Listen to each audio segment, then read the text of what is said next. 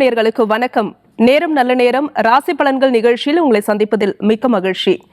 இன்றைக்கு நம்ம நேரம் நல்ல நேரம் ராசி பலன்கள் நிகழ்ச்சியில் 12 ராசி நேயர்களுக்கான ராசி பலன்களை அற்புதமா சொல்றதோட மட்டும் இல்லாம நம்ம வாழ்க்கையில அவசியமா தெரிஞ்சுக்க வேண்டிய ஆன்மீகம் மற்றும் ஜோதிடம் சார்ந்த சந்தேகங்களுக்கு ஒரு நல்ல வழிகாட்டியாக இணைந்திருக்கிறார் ஜோதிஷாச்சாரியா திரு மகேஸ்வர் அவர்கள். அவரை வரவேற்றலாம். சார் வணக்கம்.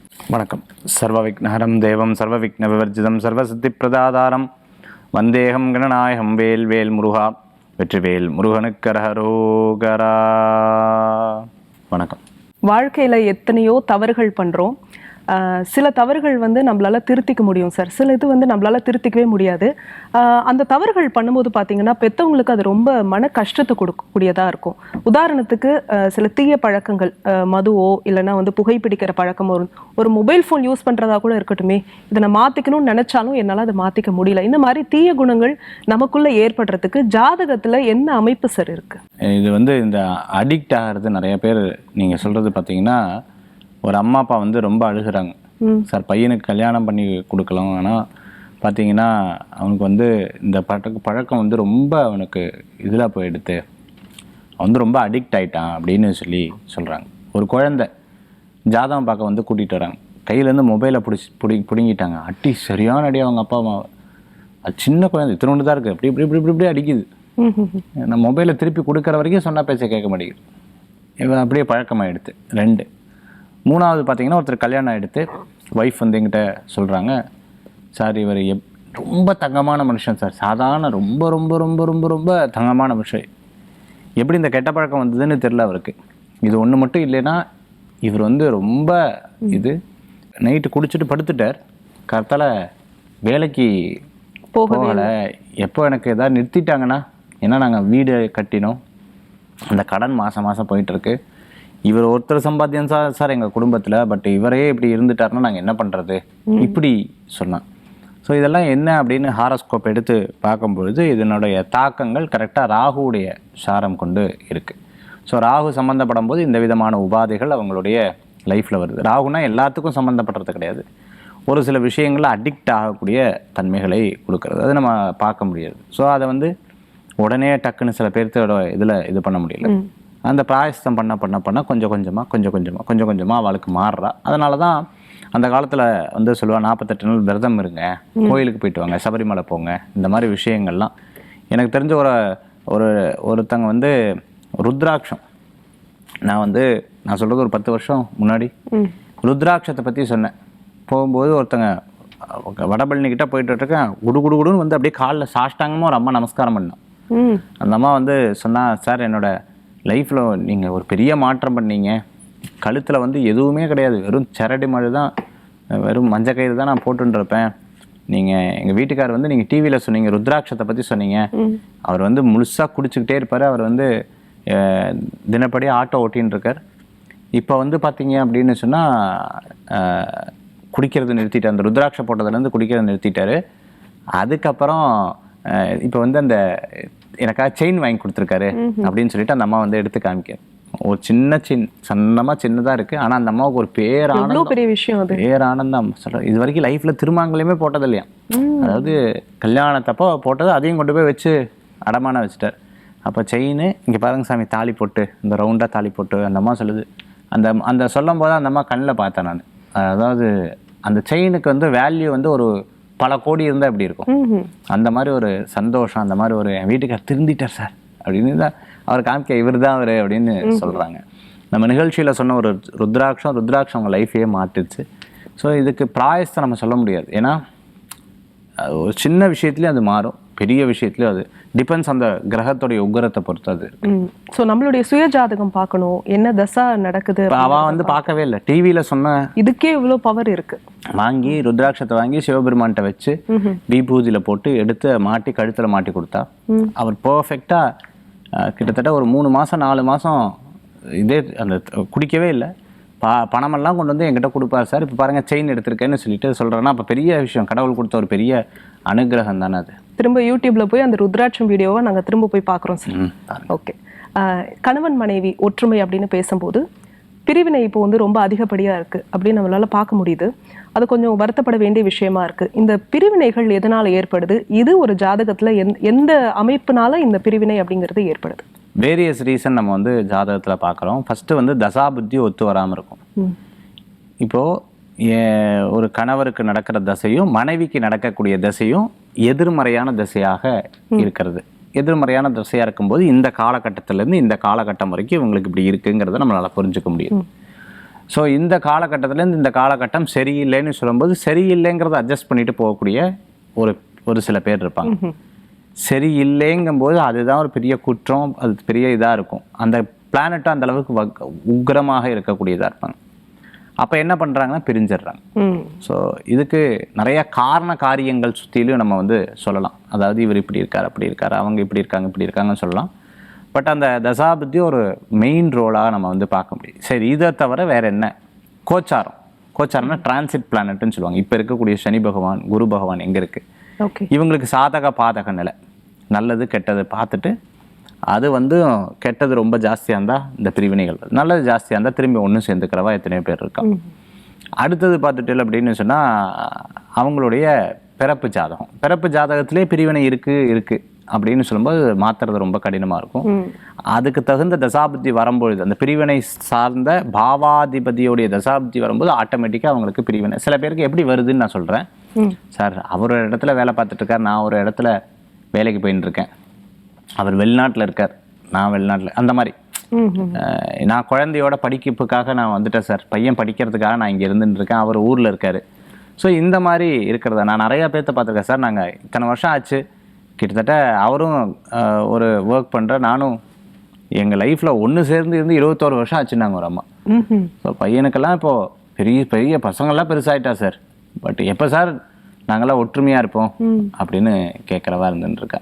ஸோ இந்த மாதிரி ஹாரோஸ்கோப், டிபெண்ட்ஸ் ஹாரோஸ்கோப், அது வந்து பிரச்சனை இல்லாமல் இந்த மாதிரி பிரிவினைகளும் இருக்கிறத நம்மளால் பார்க்க முடியும். ஆமாம், பிரிவினை அப்படின்னும் போது இப்படியான அந்த மனஸ்தாபங்கள் இல்லாமல் இந்த டிரான்ஸ்ஃபர் மாதிரியான விஷயங்கள்ல கூட பிரிவினைகள் இருக்கிறத நம்மளால பார்க்க முடியுது. ஆரோக்கியம், சுவர் இருந்தால் தான் சித்திரம் வரைய முடியும். ஆரோக்கியம் அப்படிங்கிறது இப்போது குழந்தைங்கள்லேருந்து பெரியவங்க வரைக்கும் எல்லாருக்குமே ஏதாவது ஒரு சங்கடங்கள் வந்துக்கிட்டே தான் சார் இருக்குது. அடிக்கடி உடம்பு சரியில்லாமல் போகுது. இதுக்கு வந்து ஜென்ரலாக சொல்லுவாங்க சில ஹோமங்கள்லாம் செஞ்சால் சரியாயிடும் அப்படின்னு சொல்லிட்டு, அது எந்த அளவுக்கு உண்மை? அந்த மாதிரி ஏதாவது ஹோமம் இருக்கா சார்? நான் நிறைய ஹாரோஸ்கோப்பில் பார்க்கும்போது நம்ம வந்து 6ஆம் இடம்ங்கிறது ருணரோக சத்ருபாவம்னு சொல்லுவாங்க, நோய் உண்டான. இது வந்து 6ஆம் இடத்துக்கு உண்டான அதிபதி லக்னத்துக்கு சம்மந்தப்பட்டு எந்த பிளானட் இருக்கோ அதுக்கு தகுந்தாப்புல அவங்களுக்கு உண்டான உபாதைகள் வருது. இது கூட என்ன கிரகங்கள் சம்மந்தப்பட்டதோ அதுக்கு தகுந்த உடல் உபாதைகள் அவங்க கண்டிப்பாக வந்து அட்டன் பண்ணுறாங்க. அந்த டாக்டரை போய் பார்க்குறாங்க. அதற்கு உண்டான சூழ்நிலை, சந்திரன் 8ல் போய் மறைஞ்சிருச்சு, 12ல் போய் மறைஞ்சிருச்சு அப்படின்னு சொல்லும்போது அவங்களுக்கு மனக்குழப்பங்கள் ஜாஸ்தியாக இருக்கக்கூடியதாக இருக்குது. அதே மாதிரி கண் சம்பந்தமான உபாதை, சூரியன் வந்து பலம் இல்லாத போது அவங்க கண் சம்பந்தமான உபாதைகள் இருக்குது. புதன் வந்து எதிர்மறையான பிளானட் கூட சேரும்போது நர்வஸ் ப்ராப்ளம், உடம்புல வந்து நர்வஸ் சம்பந்தமான ப்ராப்ளங்கள் இருக்குது.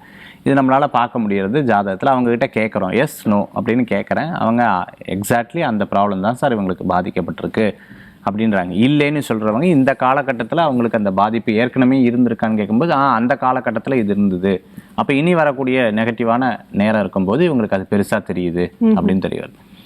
இது ஒன்றுமா. இந்த நோய் வந்து நிறைய பேருக்கு இன்றைக்கி நீங்கள் காத்தால வாக்கிங் போகும்போது கொஞ்சம் நேரம் இப்படி உட்காந்து சைடில் உட்காந்து அவங்க பேசுறதை கேட்டிங்கன்னா தெரியும். எல்லாருமே 93.7 வாங்க, அதே மாதிரி 83.9 வாங்க, 120 வாங்க. இதெல்லாம் என்னன்னு பார்த்தீங்கன்னா சுகர் ப்ரெஷருடைய அளவு வந்து சொல்லிட்டு இருக்கிறத நம்ம பார்க்க முடியுது.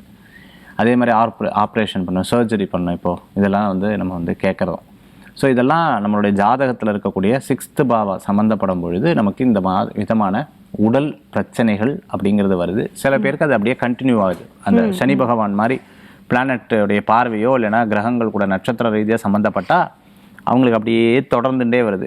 இது ஒன்றுக்காக போவாங்க, இதுக்கப்புறம் இன்னொன்றுக்காக போவாங்க, இதுக்காக போவாங்க, அதுக்கப்புறம் இன்னொன்றுக்காக போவாங்க, இதுக்காக போவாங்க, இன்னொன்றுக்காக போவாங்க. அது செயின் லிங்க் மாதிரி அந்த காலகட்டம் வரைக்கும் அவங்கள போட்டு பாடாப்படுத்தி எடுத்துரும். நான் நிறையா ஸ்விஸில் வந்து நான் பார்த்துருக்கேன். அதே மாதிரி ஜெர்மன் பாரிஸில் நான் பார்க்கும்போது நிறையா பேருக்கு இந்த கேன்சர் சம்மந்தமான உபாதைகள் நிறைய பேருக்கு பார்த்துருக்கேன். அதே மாதிரி துபாயில் பார்த்துட்டிங்கன்னா ஒரு சில குழந்தைகளுக்கெல்லாம் அந்த ஆட்டிசம் சம்மந்தமான கிளாஸ் எல்லாம் எடுத்தேன், அதனால் சொல்கிறேன். நிறைய பேருக்கு அதையும் நான் பார்த்துருக்கேன். இந்த மாதிரி நிறைய விஷயங்கள் ஒவ்வொரு இடங்கள்ல கூட அந்த இடங்களுக்கு தகுந்த மாதிரி மாறுபடுறது, அந்த லைஃப் ஸ்டைலுக்கு தகுந்த மாதிரி கூட மாறுது. சில பேர் இந்த விரயமாகும் அப்படின்னு சொல்லுவாங்க. இந்த மாதிரி காலகட்டத்தில் கூட நிறைய விரயங்கள் ஆகும். ஆமாம், அது மலேசியாவில் ஒரு தடவை பார்க்கும்போது நிறையா பேருக்கு ஒரு சமயம் இந்த பேரலைஸ் சம்மந்தமான வீடுகள்லாம் அவங்க நிறையா வந்து கேட்க வரும்போது வரும், சார் எங்களுக்கு வந்து இவங்களுக்கு அப்பாவுக்கு இந்த மாதிரி பேரலைஸ் ஆச்சு, இந்த மாதிரி ஆச்சு. Over tension. ஏன்னா இன்றைக்கி டே டு டே லைஃப்பில் பார்த்தீங்கன்னா நிறைய, அதாவது உடம்பு பிரச்சனையா மனசு பிரச்சனையா நீங்கள் கேட்டிங்கன்னா சிரிச்சுக்கிட்டே நிறைய பேர் சொல்லுவாங்க, கொரோனாவோட பாதிக்கப்பட்டது மனசு தான் அப்படின்வாங்க. இப்போ மன ரீதியான கவலைகள், மன ரீதியான ப்ரெஷர்ஸ், அந்த ப்ரெஷர் வந்து ஃபேமிலிலையும் சரி, அதே மாதிரி ஃபினான்ஷியலையும் சரி, அதே மாதிரி பிஸ்னஸ்லேயும் சரி, அதே மாதிரி கடன்லேயும் சரி, இதெல்லாம் சேர்ந்து எதை நம்மளுக்கு இருக்கா, உடம்புல எந்த வீக்கர் பாயிண்ட் இருக்கோ அதை வந்து நீங்கள் இது பண்ணுது. நீங்கள் நிறைய டாக்டர்ஸ்க்கெல்லாம் கூட இன்டர்வியூ எடுத்திருப்பீங்க, உங்களுக்கு தெரியும். அவங்களும் இதே மாதிரி விஷயத்த தான் நிறையா சொல்லுவாங்க, ஸ்ட்ரெஸ்ட் மைண்ட். அதை பற்றி சார் இன்றைய தினம் எப்படி இருக்கு? 12 ராசினியர்களுக்கான ராசி பலன்கள் சொல்லிடலாம். 19/7/2024 குரோதி வருடம் ஆடி மாதம் 3ஆம் திருநாள் வெள்ளிக்கிழமை. இன்றைய நட்சத்திரம் இன்னைக்கு அதிகாலை 2:54 வரை கேட்டை, அதுக்கப்புறம் மூலம். இன்றைய திதி இன்று இரவு 7:01 வரை திரையோதசி, அதுக்கப்புறம் சதுர்த்தசி. இன்றைக்கி பிரதோஷ நன்னாள். இன்றைக்கி சந்திராஷ்டம நட்சத்திரம் வந்து பரணி நட்சத்திரம் மேஷராசிக்கு வந்துடுறது. நல்ல நேரம் காலையில் 9 மணிலேருந்து 10 மணி, 10:08-12 ராகு காலம், 3-4 யமகண்டம். ஆக இன்றைய தினத்தில் பிரதோஷ நன்னாளாக இருக்குது. சிவபெருமானுக்கு உரிய அற்புதமான நாள். இன்றைய தினத்தில் மூல நட்சத்திரம் இருக்கங்காட்டி ஆஞ்சநேயருக்கு ரொம்பவுமே சிறப்பாக இருக்கக்கூடிய அற்புதமான நாளாக இன்றைய தினம் உண்டு. இன்றைக்கி உண்டான பலாபலன்கள் 12 ராசிக்கும் பார்க்க போகிறோம். ஃபஸ்ட்டு மேஷராசி அன்பர்களுக்கு பரணி நட்சத்திரத்துக்கு இன்றைக்கி சந்திராஷ்டமம் இருக்குது, அதன் மூலமாக கவனமாக இருக்கிறது நல்லது. அஸ்வினி கிருத்திய நட்சத்திரத்துக்கு நல்ல பலன்கள் தேடி வரக்கூடியதாக இருக்குது. பிரயாணங்கள் அவசியம் அனாவசியம் பார்த்துட்டு அதுக்கப்புறம் செயல்படுத்துறது நல்லது. அப்பாவுடைய ஆரோக்கியம், பண விவகாரங்களில் கவனமாக இருக்கணும். அதே மாதிரி சில வேலை வாய்ப்பு இடமாற்றம் பண்ணும்போது மற்றவங்க சொல்கிறாங்க நான் பார்த்துக்கிறேன் அப்படின்னு சொல்லும்போது இல்லை, அதில் கவனமாக இருக்கிறது நல்ல பலன்களை கொடுக்கக்கூடியதாக இருக்கும் மேஷராசி நண்பர்களுக்கு. ரிஷப ராசி அன்பர்களே, இன்றைய தினத்தில் என்னுடைய கணிப்பு ராசி ரீதியாக அவ்வளோ விசேஷம் இல்லைன்னு சொல்லுவேன். அதனால் இன்றைய தினத்தில் இரவு பிரயாணம் வேண்டாம். ஒரு டிசிஷன் எடுக்கும்பொழுது 100க்கு 100 முறை யோசிங்க. கொடுத்த வாக்கை காப்பாற்றுறது ரொம்பவுமே நல்ல பலன்களை கொடுக்கும். இல்லாதவர்களை பற்றி, அதாவது உங்கள் கண் முன்னாடி இல்லாதவர்களை பற்றி பேசுகிறத தவிர்த்துக்கணும். காசிப்ஸ் பேச வேண்டாம். யதார்த்தமாக மற்றவங்க பேசினா கூட அதுக்கு இன்ட்ரெஸ்ட் காமிக்க வேண்டாம், சாதாரணமாக விட்டுடுங்க. சில விஷயங்கள் எனக்கு வேலை இருக்குது அப்படின்னு சொல்லிட்டு முடிஞ்ச வரைக்கும் ஸ்ரீராம ஜெயம் எழுதுறது, ராமநாமத்தை சொல்கிறது நல்ல பலன்களை கொடுக்கும். பிடித்த இஷ்டமான தெய்வ வழிபாடு விசேஷ பலன்களை கொடுக்கும். இன்றைய தினத்தில் மிதுனராசி நேயர்களுக்கு நல்லது நடக்கக்கூடிய அற்புதமானதாக இருக்கும். திருமண காரியம் கைகூடும். ரொம்ப வயசானவங்களை கவனமாக பார்த்து கொள்ள வேண்டும். சின்ன சின்ன விஷயங்களை மற்றவா நமக்கு சொல்லி நம்ம பண்ணுறோமே அப்படின்னு சங்கடப்பட வேண்டாம். இது ஒரு காலம், இது ஒரு நேரம், அதனால் இப்படி இருக்குது அப்படிங்கிறத மட்டும் நீங்கள் மனசில் எடுத்துக்கோங்க. சம்பாத்தியம் பண்ணணும் அப்படிங்கிற எதிர்பார்ப்பு இருக்கிறவங்களுக்கு கண்டிப்பாக இருக்கும். கூட்டு தொழில் வெற்றியை தரக்கூடிய அற்புதமாக இருக்கும் மிதுன ராசி நேயர்களுக்கு.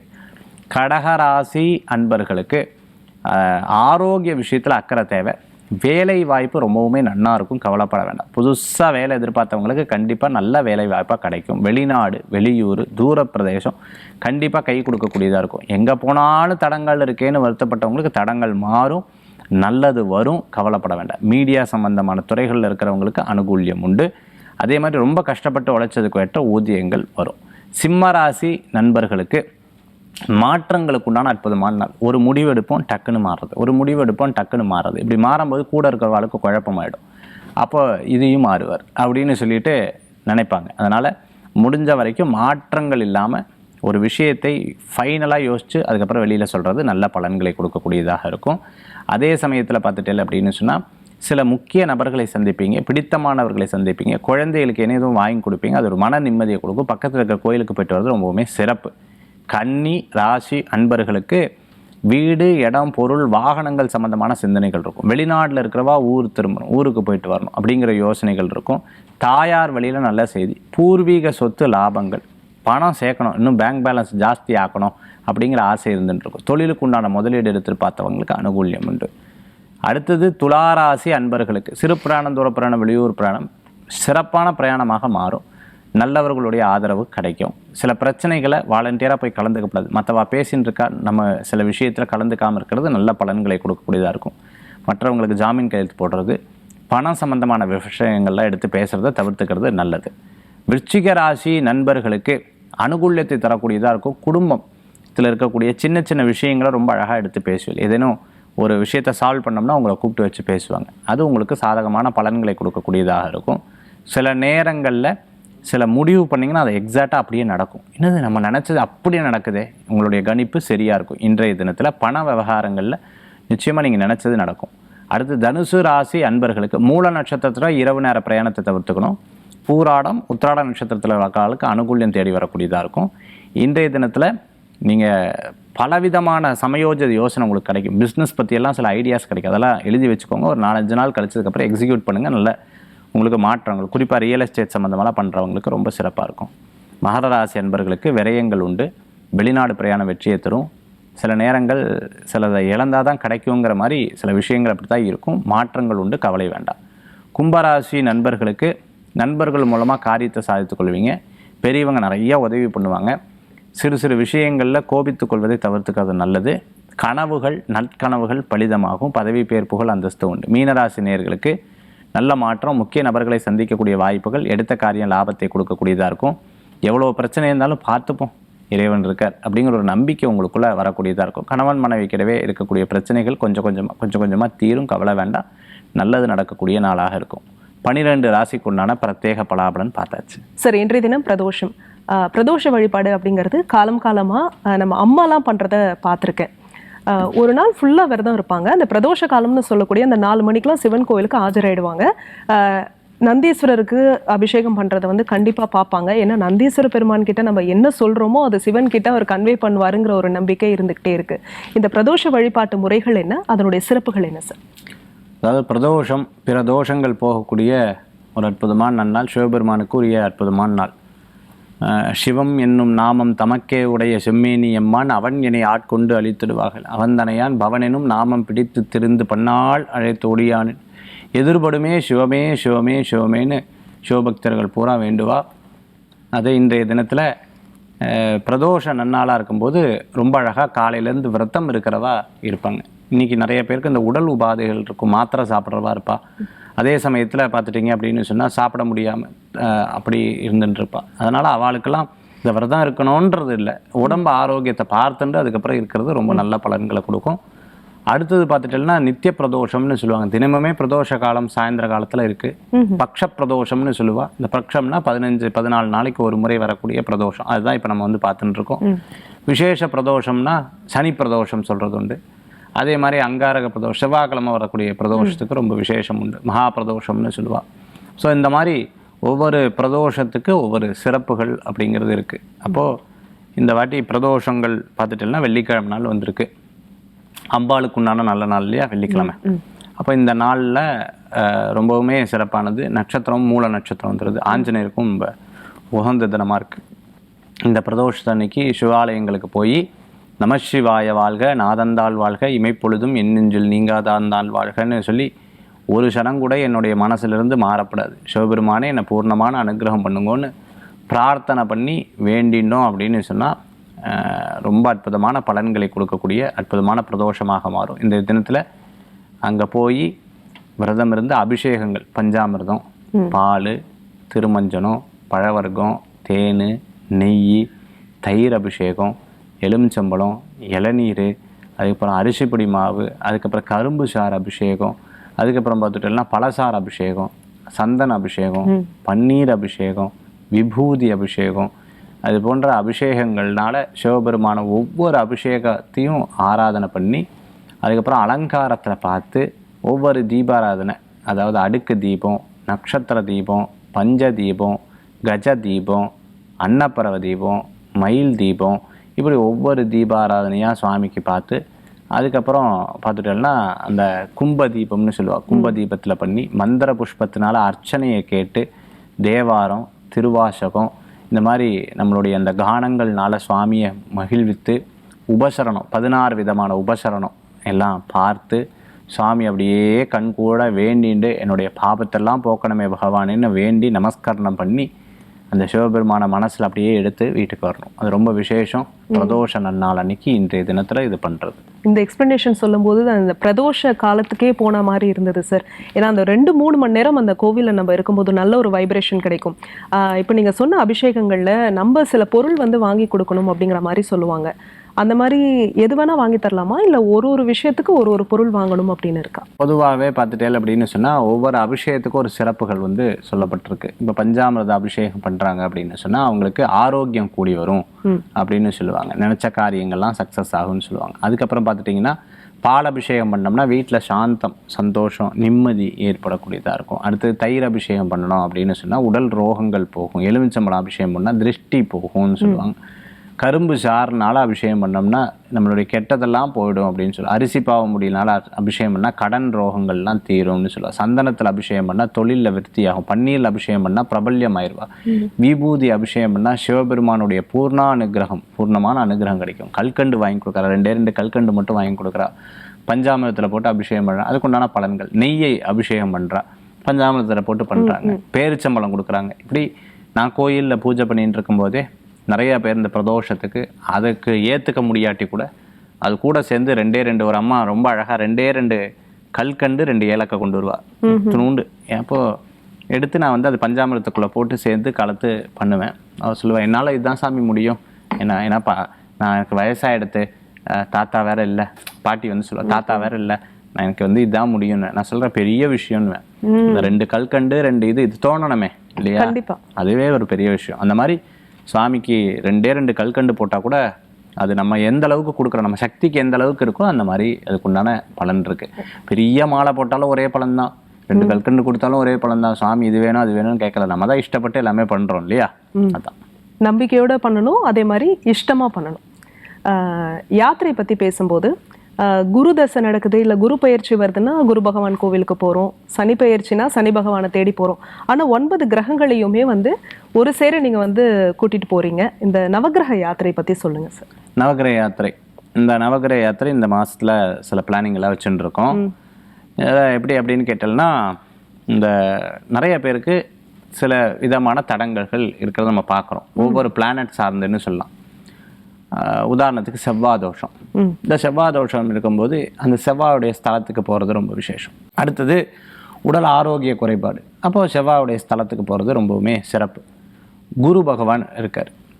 இப்போ நான் சொல்லிடுறேன், சில பேர் போக முடியாதவா இருப்பா. சொல்லிடுறேன், இது எப்படி கடைபிடிக்கணும்னு தெரியாது. நான் சொல்லிவிடலாம், ஆனால் அதனுடைய முறைகள் தெரியாது. அதனால் இதை ஒரு யாத்திரையாக கொண்டு வரோம். யாத்திரையாக கொண்டு வரும்போது என்னன்னு கேட்டிங்கன்னா, அந்தந்த சுவாமியை தரிசனம் பண்ணுறதுக்கு ரொம்பவுமே சௌரியமாக இருக்கும். 2வது, இந்த யாத்திரை மூலமாக ஒரு பெனிஃபிட்ஸ் இருக்குது. அந்த ஊருக்கு நான் போகும்போது அந்த நபர்கள்லாம் என்னை வந்து பார்க்குறான். சார் ரொம்ப சந்தோஷம், எங்கள் ஊருக்கு வந்திருக்கேன், எங்கள் கோயிலை பற்றி சொல்லியிருக்கீங்க அப்படின்னு சொல்லிட்டு அவங்க வந்து, நான் வந்து இந்த 6 படை வீட்டுக்கு போயிருந்தேம்மா. ஒவ்வொரு படை வீட்டுக்கும் நீங்கள், அதாவது கடவுள் வயரை படைச்சுட்டார், ஆனால் இவ்வளோ சின்ன வயரை படைச்சிட்டாருங்கிற மாதிரி. ஏன்னா அவ்வளோ மதிப்பு மரியாதை, அவ்வளோ சாப்பாடு போட்டு, அத்தனை கூட வந்தவாளுக்கெல்லாம் அவள் வந்து சாப்பாடு போட்டு, நீங்கள் அந்த ஸ்கெடியூல்ல இல்லைன்னு பரவாயில்ல, எல்லாத்துக்கும் அவள் வந்து அந்த கோயிலேருந்து பிரசாதம் வாங்கி கொடுக்கறது, இந்த மாதிரிலாம் ரொம்ப அற்புதமாக நடந்தது. 6 படை வீட்டுக்கு நாங்கள் போகும்பொழுது அந்த மாதிரி அந்த ஊருக்கு, அவங்க ஊருக்கு போகும்போது அவர்கள் வந்து ரிசீவ் பண்ணுறது, அதெல்லாம் ரொம்ப ஆனந்தமாக இருக்குது. ஸோ இதனால தான் இந்த நவகிரக யாத்திரை கண்டக்ட் பண்ணி அந்த கோயிலுடைய விசேஷங்கள் பற்றி தெரிஞ்சு அந்த இடத்துக்கு போகும்போது 9 கிரகங்களும் வலிமை பெறும். 9 கிரகங்கள் இருக்கக்கூடிய தோஷங்கள் நிவர்த்தி ஆகிறது. அந்த ஸ்தலத்துக்கு போய் மிதிச்சாலும் ஒரு பெரிய பலன்கள் நமக்கு கிடைக்கிறத, பகவானுடைய அனுகிரகம் கிடைக்கிறது. அதனால தான் இதை ஆர்கனைஸ் பண்ணுறோம். ஓகே, ஸோ இன்றைய நிகழ்ச்சியில் 12 ராசினியர்களுக்கான ராசி பலன்கள் தெரிஞ்சுக்கிட்டோம். பிரதோஷ வழிபாட்டோட சிறப்புகள் என்னென்ன அபிஷேகங்கள் வந்து என்னென்ன சிறப்புகள் இருக்குது அப்படின்ற விஷயத்த சொன்னீங்க. உங்களுடைய நவகிரக யாத்திரை பற்றின விஷயங்களும் சொன்னீங்க. மிக்க நன்றி சார். நன்றி. வேல்வேல் முருகா, வெற்றிவேல் முருகனுக்கு அரகரோகரா. நேர்களை மீண்டும் மற்றும் ஒரு நிகழ்ச்சியில் உங்களை சந்திக்கிறோம். அது வரைக்கும் நன்றி, வணக்கம்.